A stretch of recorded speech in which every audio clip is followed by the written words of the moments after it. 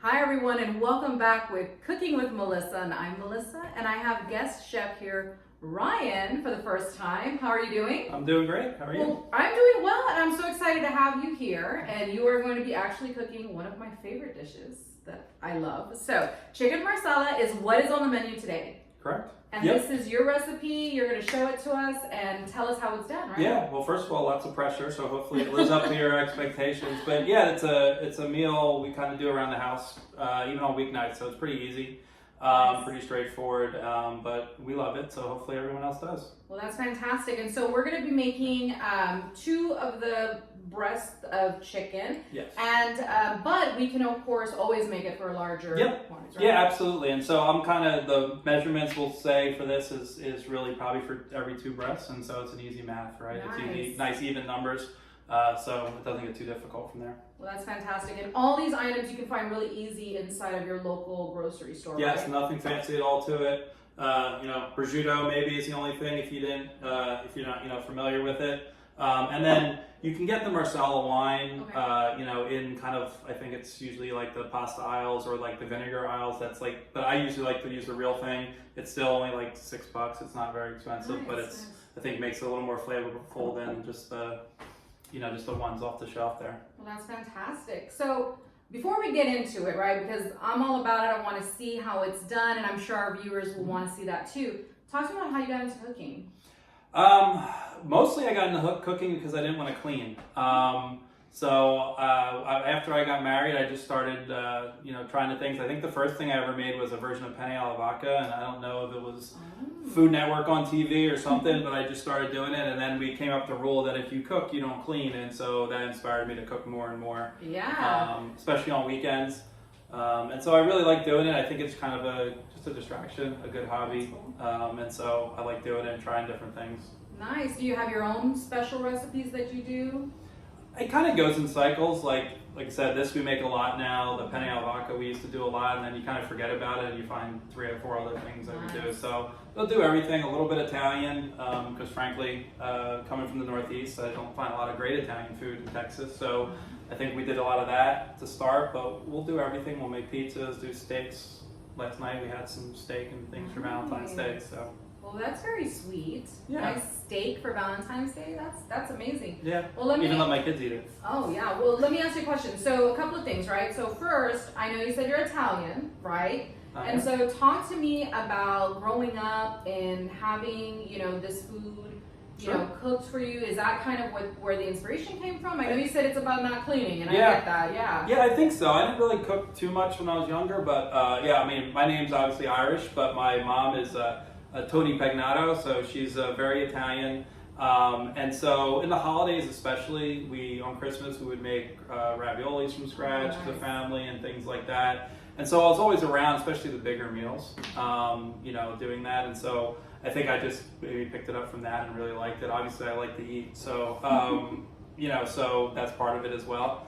But yeah, I didn't really do it much as a kid, and it was a chore, but now I guess maybe I learned something from that. There you go, yeah. And the kids, do they enjoy and do they kind of work with you with that too? Do they join in the cooking? A little bit, it's mixed. What we started doing on the holidays here, because again, we're kind of, I moved here 9 years ago and we don't really have any family here, so if we're not traveling on the holidays, it's just us, and I have 3 kids, and so they're all older now, so for like Christmas or if we're doing that, they'll all pick something. So they'll pick a side or they'll pick something and they'll make something. So sometimes you get some interesting choices, but it's all fun and just let them kind of do it together as a family. Yeah. So it's a nice distraction. Well, that's always cool. Well, thank you so much for sharing that. And, Sure. A lot of times, we gather around food and, with gatherings and things like that, it always brings people, closer together. Absolutely. So that's always amazing. I know coming from just a smaller family, my husband's family is huge, and so they do the same thing. They cook a lot, especially around the holidays, and so it's a lot of just people gathering and bringing their own ideas and recipes. So that's super amazing. So Yeah. thank you for sharing It's that. fun. But let's get started, guys. I'm ready to have Sure. a nice, delicious chicken marsala. So tell me what all the ingredients Sure. are, and then let's jump into it. Again, it's pretty straightforward and easy. So just some boneless chicken breast. Obviously some pasta. So for this, you can put it on put it on top of a bed of pasta. some veggies on the side if you don't want to do pasta and you want to be a little healthier, you know, Nice, broccoli, yeah. asparagus, or something else like that.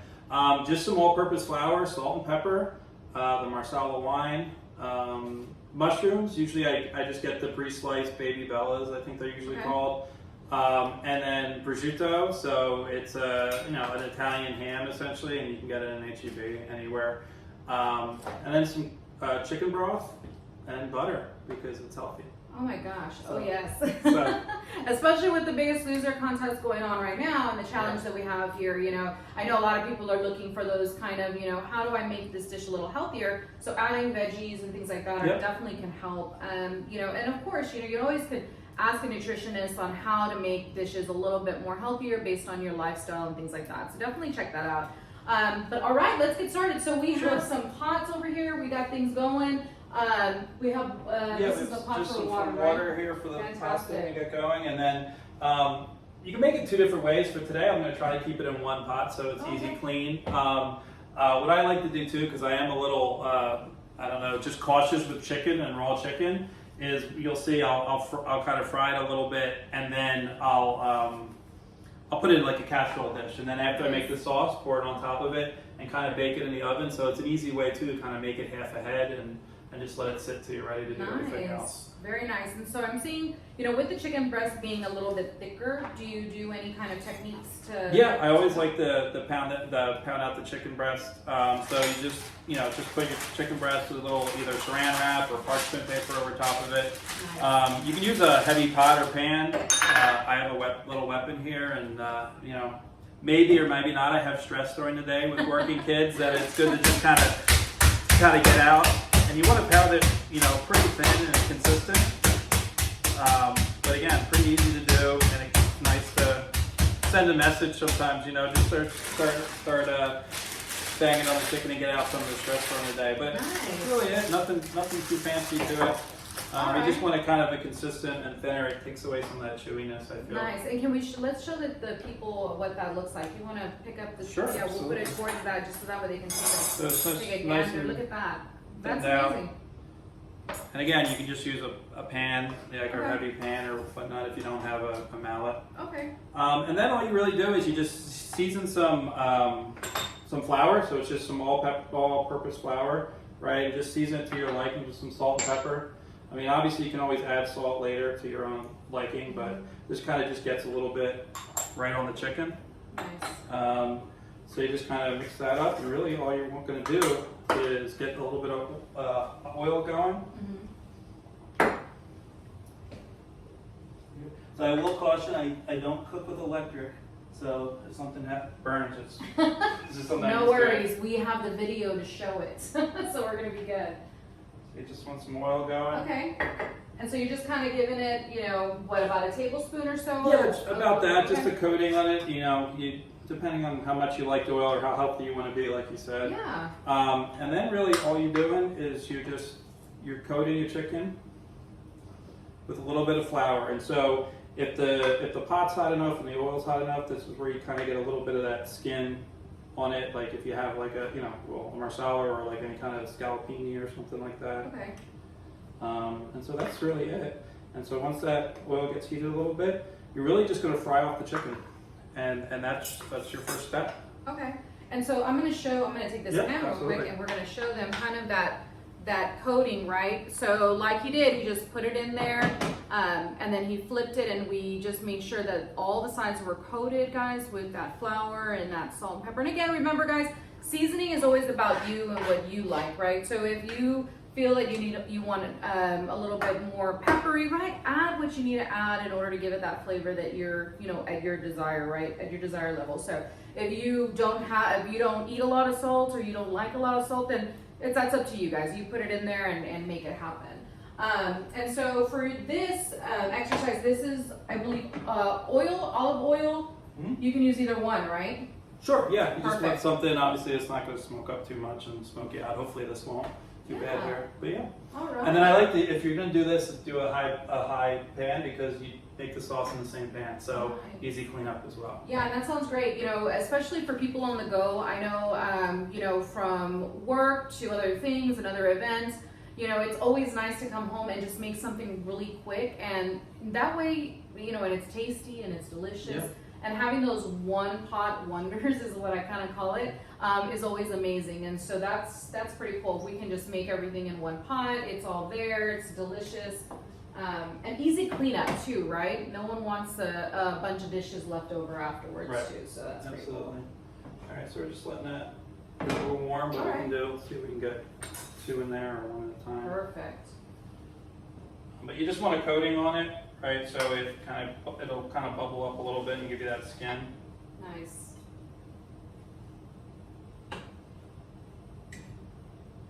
And so what it's gonna do, We'll just do 1 for now.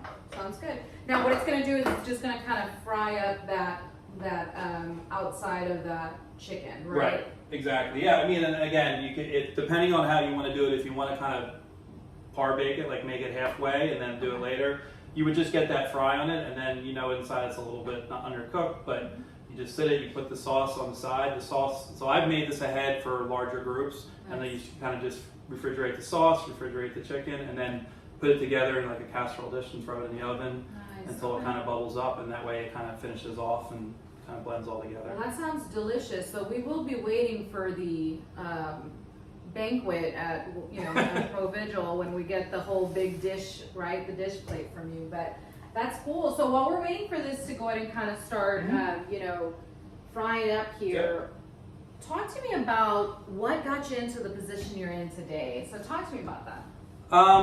Well, I guess background-wise, I've done a little bit of everything. So I actually started, a long time ago as a developer.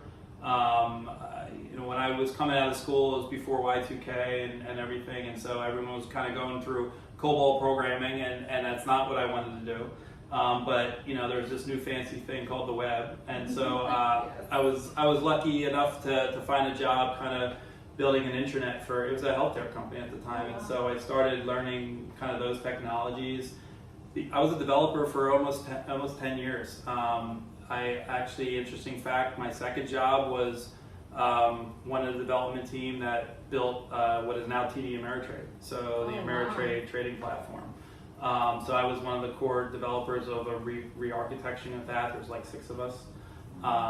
And so did that, then we decided to get married, and my wife's from New York, and we said, where could we live?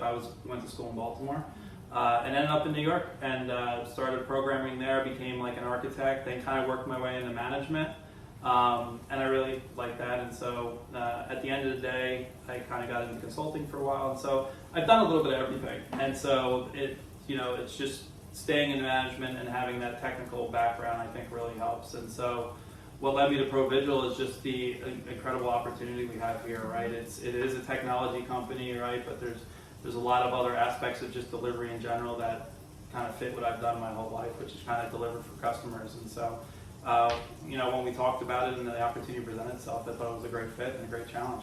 Yeah, well, we're super glad to have you, of course. Amazing new things coming. I've been here just a little over a year, and the amount of growth that we've had within the company in just that amount of time is so amazing. And so thank you so much for being here. We appreciate it. And no, thank you. We appreciate all your hard work because, at any level, we all make it happen, and so which is really cool. So thank you so much for that.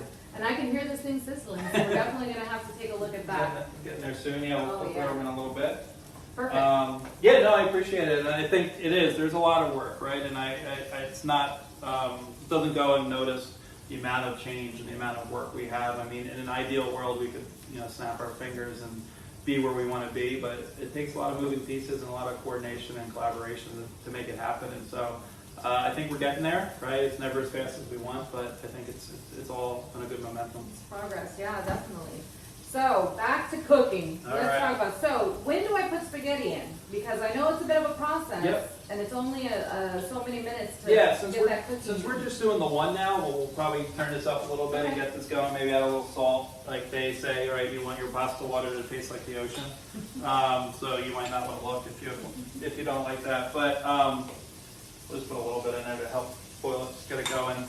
But yeah, so usually again. This recipe, which is pretty straightforward, it'll be for about each 2 breasts, right? So if you're doubling it, tripling it, it's easy to do. And to my point before of kind of cooking it off, that's kind of usually, I get the pasta going from the timing wise so that it's ready to go when I put that in the oven, and then they kind of finish at the same time. So yeah, since we're only going to do the one brush right now, we'll get that pasta going soon. So you can flip it a couple times. You can kind of start to see a little bit of that, the brownness on there and the color. But again, we also want to make sure it's cooked through too. So with the color, is there like, do you want it to be more heavy, like more dark, or do you want it, where would you say? You want it to be more in that goldenish color. I mean, if you're making a bunch, you're going to have a lot of the chicken flavor in there. It's going to get darker as you go, but you don't want it burnt, right? So you don't want it to be really burnt. So often, if you're using oil and you keep repeating it, that oil will start getting kind of burn, and so you want to I like to clean it out every once in a while if you're doing a large batch, but for this that should be fine. So have you ever used like a cast iron on this recipe, or Yeah. do you ever recommend a cast iron for something like this? I typically have a nice stainless steel pot with the high edges, but I don't think a cast iron would work just fine. I'll do it. I used cast iron last night for the steak, and then just a sauce right in the pan. It's the same concept, so it's real straightforward. Well, that's good. Yeah, just different ways, people do different things, and so it's always nice to kind of see it in action, right? Get your mind going, people, it's that baseline, like, okay, this is what it looks like, and then, people will add their own kind of little spin on it, and so that's pretty amazing. I never realized, like, how simple, I don't say simple, but like how easy, I should say, like this actually is. And now I'm like, oh man, I'm a goner on our challenge, because this just seems to be the dish. I feel like a lot of Italian food is very basic. There's very basic ingredients, and somehow, even sometimes I'll try something and it's 4 ingredients, and you're like, how does the taste that I know come out of that? And it works. It works. So, I don't know. But yeah. We'll, again, so you can see the color, which is good, which is what you want, and actually that flour will actually bubble up a little bit. You can have, again, kind of keep it, don't want it too dry, so you can add a little more olive oil, but you don't want it, drenched in olive oil either. Nice.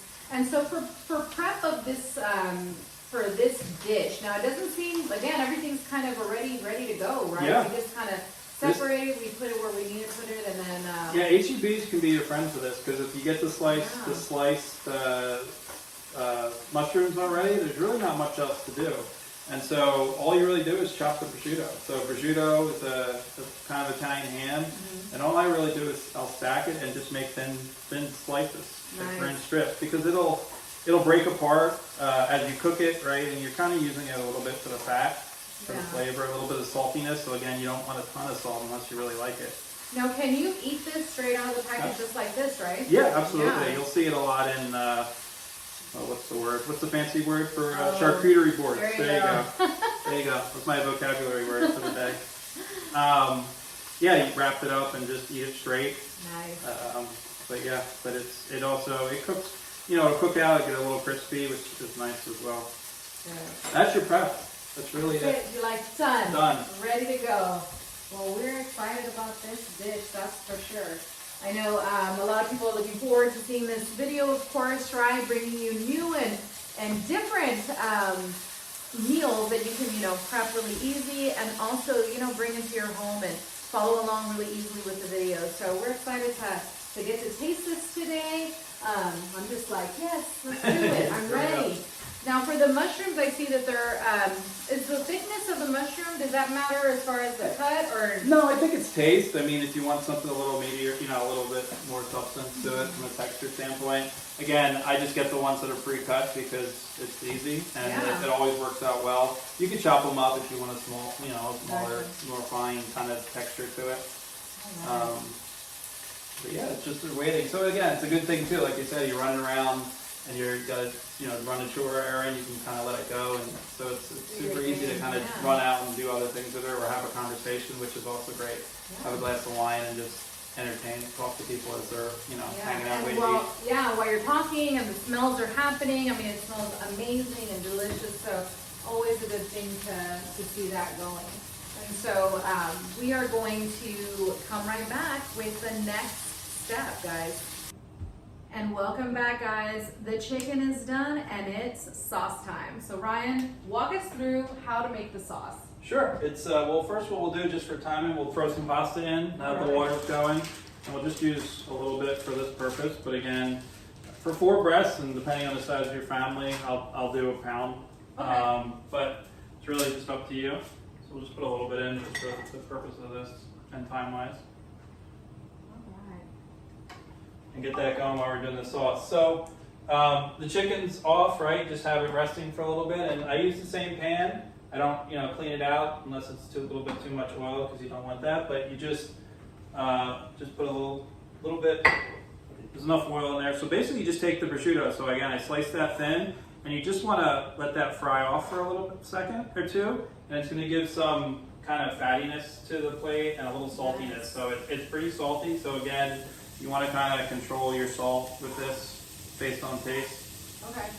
So maybe a little less, or maybe less salt in maybe some of the other pieces of the Exactly. Yeah. Okay. Maybe, always taste your sauce and how you like it, and you can add it at the end.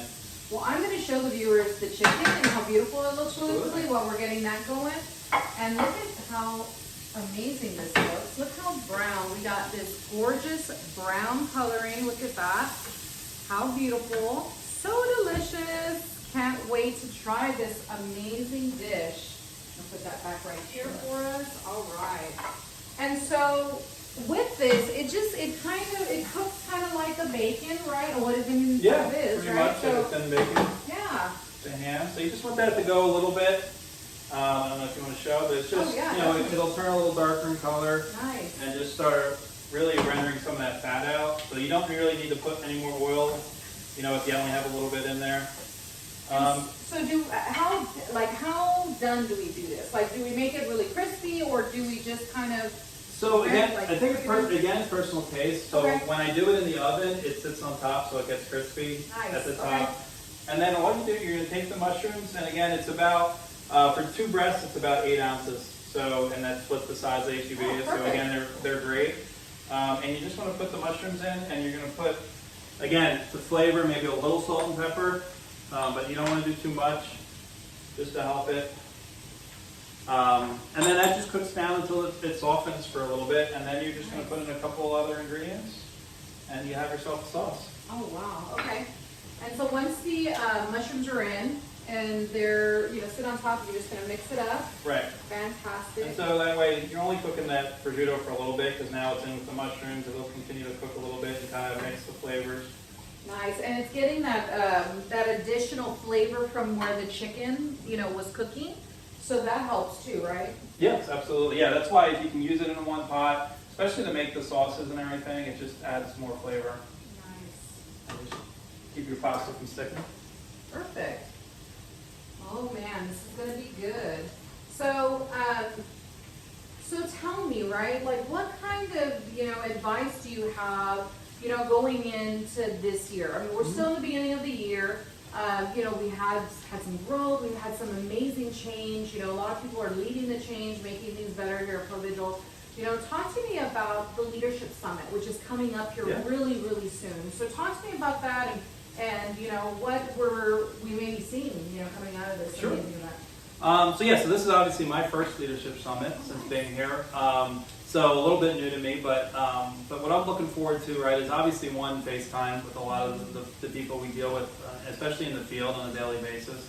I think, like you said, with the change and things that we're doing, I think the next step really is about how do we take all this energy and these great ideas.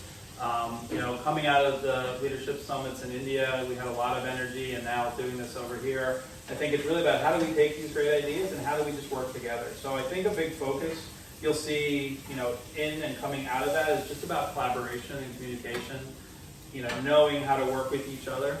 I believe, our focus really is, you're the outcome, you're the solution. So that's really about accountability and how do you find the solution. And so being able to collaborate and being able to understand and maybe see a little bit more of documentation or meetings where you get to see other folks that you're dealing with, I think will come out of this.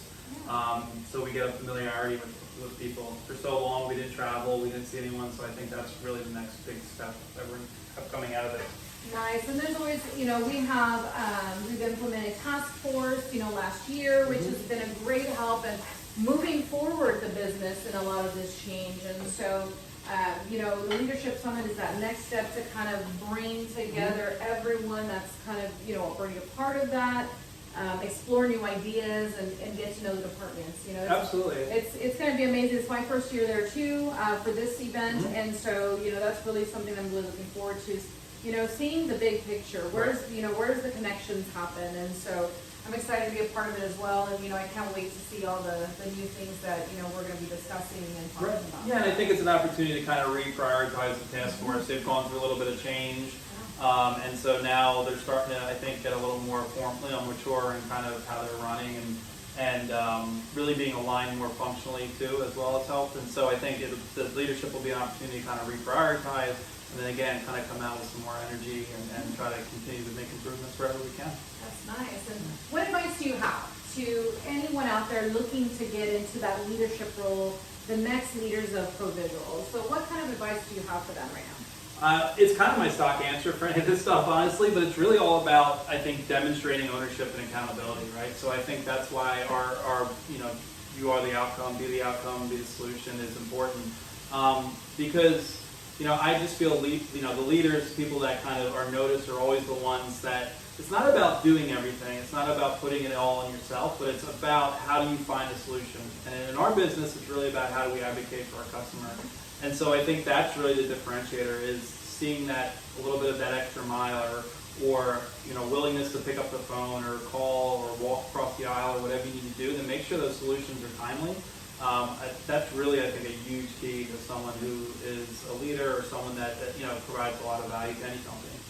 Definitely. Thank you. Thank you for sharing that. That's always, you know, always a big thing for us, you know, especially here and getting to know, you know, our executive team and learning to understand, you know, some more of the inside of, you know, y'all's thoughts and ideas, and, you know, we're always very grateful for that. No, absolutely. And we're always, you know, always open door, right? We're always here for anything we can do.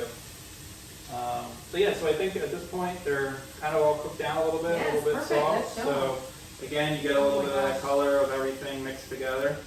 Nice. And then the next part is you're just really gonna cook off the sauce. So I usually start with the wine first, and you know, kind of usually eyeball it, but it's really a cup. So again, for every 2 breaths, it's a cup of wine and a cup of chicken broth. Nice. Okay. So it's Equal pretty parts for that, straightforward. right? Okay. So we'll just make it look like it's a science here. And then I'll let the wine cook a little bit. Okay. Just again, to kind of get that flavors in there. Cook down a little bit. Actually, like last night, we made a steak and a sauce, and so there was brandy, and so we had fires, but I won't do this to your apartment. No, please but don't. I have the fire going with the cast iron skillet, like you said. It's always kind of Nice. fun. If you don't burn your eyebrows off, it's a fun There trick. you go. Yes.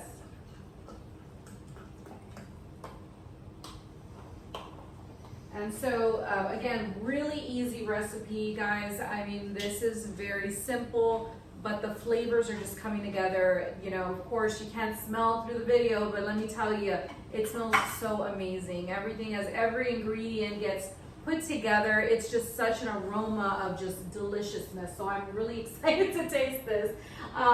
So we have a couple of pieces just left, right? We have the spaghetti going, which is, we're watching that. We have the butter, and we're about to put in the chicken broth once we kind of allow the Marsala wine to kind of, you know, cook a little bit down with the prosciutto and the mushrooms. So that's going to be great. Now, talk about thickness. Like, is it a thick sauce? Like, what would you say? Is it going to come out a little bit more thicker? No, usually if you have the time, you cook it down, and it'll be on the thinner side, I would think. It's not thick, right? Yeah. And so obviously, the more you cook it off, and the more time you give it, it'll thicken up a little bit. Gotcha. But no, it's a little bit of a thin sauce, and that's why it's good on pasta, because it just kind of goes through the pasta, and it's a sauce for the pasta. You don't need anything else. Nice. Is there a favorite pasta or that you besides spaghetti, right? Is there something like a favorite pasta that you think would go really, really well with this besides the pasta, or you think that's kind of like that works really well? Yeah, I think spaghetti or linguine or something. Okay. I don't personally like the angel hair. I think it's a little too thin, but something that is a little thicker like that, like a linguine or just a spaghetti is good. Nice, okay. Because it'll pick up the sauce. Very, very nice. And then, so that's kind of boiling off, and so then we'll just add the stock and let that all cook off a little bit longer. And we have this kind of it's not a high heat, but it's kind of right in the middle between medium and high, right? Yeah, I'm trying to be a little cautious again because I'm not used to electric, but Okay. I don't want to. But you can put it up on a high heat because really all you're doing right now is pulling off the liquids a little bit, just kind of get it sit and mix together. Very, very good. Check the pasta. Do you throw pasta against the wall here to see if it's? Do you know that trick? I throw it against my cabinet because my cabinet's right there. And I remember one time my son was like, "What are you doing?" I'm like, "I'm testing the doneness."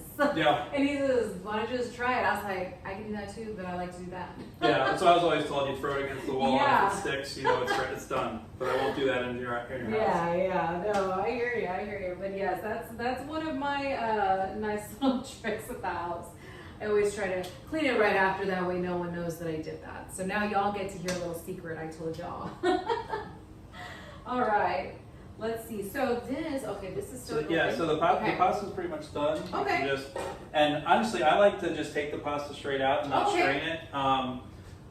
Because if you leave some of that pasta water on there, it leaves the starches, is what I've always read or been told, right? Okay. And then sauces will stick to it a little better. Nice. Right, so if you rinse your pasta or anything, you kind of lose that starch is what I've always been taught. And so sauces won't stick, especially if you're doing like a tomato sauce or something like that. Okay.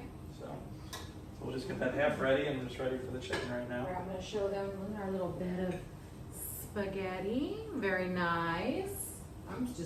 I just should have came with the little fork and knife and just sat at the end and just waited because it's so exciting. Taste test. Yeah. So that's almost ready. Okay. And again, if you're health conscious, look away. Right, but That's it's stick of butter. about a half a stick of butter Okay. for this. I mean, again, you can alter it. It thickens it up and it just gives any sauce like a little bit more richness to it. Oh man, that butter's good. But it's always yeah. But again, that was unsalted. Again, personal preference allows you to control the salt a little more. But I often use salted just because that's what we have too. So. Gotcha. And these handy dandy Land O'Lake butter, unsalted butter package is actually in the half sticks. So, if you're looking for quick measurements and you don't want to have to get all these items out, guys, you can always buy these at your local grocer, right? And they're super cute because they are actually, look how little they are. Well, just half a stick of butter. And that's the perfect size for this recipe if you're doing 2 chicken breasts. So everything we're showing you today, guys, is based on 2 chicken breasts. So if you want to make 4 or more, right, times 2, guys, that's all you got to do. Whatever amount of chicken breasts you're going to do, you're just going to double or triple the quantity of these items here. Yeah, and again, I like it more sauce, so it's personal preference. But I like a real good saucy, real nice sauce to that. So yes, I always like to have extra sauce. And then again, if you put it in the casserole dish in the oven, then you'll do the same thing and let it cook a little bit longer. But this way, it just again kind of puts the flavors together. And also, if your chicken's sitting out a little bit as you let it heat, it'll kind of get it moist, keep it moist again. Nice. All right. And then we just put the chicken in and we just allow it to kind of cook through. Yeah, now it's really a preference, like you said before. Again, it's like because it's not baked, the prosciutto will be a little soft. It won't be very crispy, but again, it's all. It's all how you like it. Yep. Oh, that looks so good. Just get a spoon and eat it out that pot. Yeah, well, actually, you can go taste. That's what I was about to taste. Maybe take a spoon and taste it just to make sure. Yay! But before you burn yourself on TV right now. Oh no. Yeah, it's getting there. I mean, it probably should cook down a little bit more. Okay. So we can give it a minute, or we can just play it just to show you kind of what it looks like. But that's really the recipe at this point. Oh, we want to let's give it a minute because I want to, have a nice little cut into that. That's going to be delicious. But I'm going to put this right here for us, and that way we can show our viewers what the finished product is going to be. All right, guys. So again, let's just go over this recipe really quick. We're doing a 2 chicken breasts. We are going to add the 4 ounces of prosciutto. Am I saying that right? I believe so, yeah. Okay, So I I say won't it mess is. it up. That's how I want to mess it up. We also have the flour. Now, I mean, I don't want to say there's like a rhyme or reason. Well, there's always a reason, but the flour, I mean, it's just in a container enough to coat. Just to coat it, yeah, To so coat you it don't need with a some lot. salt and then pepper. Flavor this flour so it's easy Right. to get it on the chicken. Yes, and do not forget to hit that chicken. Pound that chicken out, guys, so if we can flatten it out. Stress relief. Yes, stress relief, right? 101.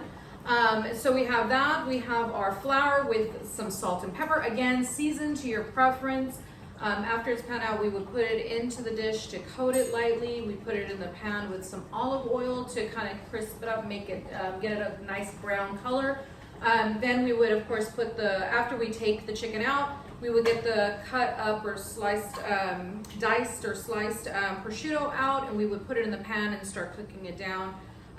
Along with the mushrooms, a cup of the Marsala wine, a cup of the chicken broth, and at that time as well, we would already have our spaghetti boiling, or your pasta, whatever you prefer. And then once the wine and the chicken broth start cooking down, then you can put your half stick of butter in there. Again, your preference, salted or unsalted, and then let it kind of simmer down. You can add your chicken and let it all cook together. And like Ryan said, if you'd like to put it in the oven to do that as well, you can do that, and it'll give it a little bit more of a crispier taste right on. Oh my gosh. And then you just put a little Forget chicken on the about pasta and pour your sauce on it how you like Right it. there. Oh my gosh. That is amazing, Ryan. That looks so delicious. Look at that. Look at how beautiful. I'm just so excited. I don't even know. I can't even stop myself because I just have to get the flour. I'm like, let's see. Oh my gosh. All right, guys. We're gonna have to test this out and try it out. Ryan, there you go. Yeah. All right, here we go, everyone. Ryan's chicken marsala. We're not done yet, so don't go anywhere because we are going to taste this and then we're gonna let you know some additional information here. But don't forget to subscribe and watch us and follow us for all our cooking segments here. Oh my gosh, I'm so excited about this. You can go and be like, I made someone's day, guys, just by making some of this chicken marsala. So hot. It's so good. It's so good, Ryan. Delicious. Delicious. And thanks guys so much for watching us today, and thank you Ryan for introducing us to this amazing recipe for chicken marsala. It is so delicious. I can't wait to take the rest home with me because I will. Because it's that good, guys. Dinner's ready. That's what I'm going to say when I get home, right? But any final words today? No, I'll just say, like, again, Italian cooking is pretty simple, right? It's really social, so it's really about, if anyone has a request or anything, you kind of try to help because you got time to do anything else. And so it's also really magical how some of these simple flavors come together. And so, like, Miles, like, if you have a request, if you weren't paying attention, while I was doing the sauce, we have dessert too. Oh my gosh, Miles, it's a tiramisu. Ryan, you're the best. And that magic is just amazing. Oh my gosh. Miles, this one's for you. Thanks, guys. Thanks. Do not forget to follow us on our YouTube page for the Pro-Vigil Culture Club. Follow us for more and exciting cooking with Melissa. Melissa cooking, fun stuff. I don't know what our next recipes are going to be and who's going to be on next, but definitely stay tuned. Don't forget to share and tag your friends at Pro-Vigil and join us for the next time. Thanks, Ryan, again. We Thank you. appreciate it. It's great. Very delicious. Bye, guys.